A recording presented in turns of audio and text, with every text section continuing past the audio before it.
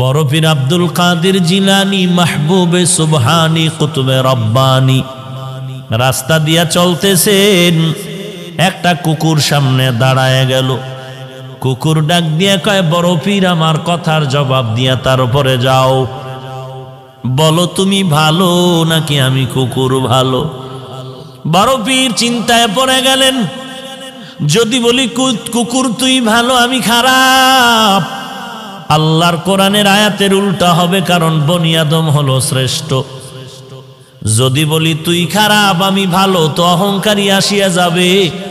আর যদি বলি আমি খারাপ তুই ভালো, তো কোরআনের আয়াতের উল্টা হয়ে যাবে।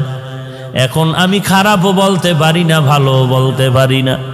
ভালো বললে আমি নিজে ভালো বললে অহংকারী হবে, আমি নিজে খারাপ বললে তুই কুকুর, ভালো বললে কোরআনের আয়াতের উল্টা হবে। আল্লাহর ওলি বান্দা মোরাকাবায় ঢুকলেন, আল্লাহ জবাব দিয়া দিলেন। এই জবাব পাইয়া ডাক দিয়া কয়, কুকুর কবরে যাওয়ার আগে আমি তোকে বলতে পারবো না আমি ভালো নাকি আমি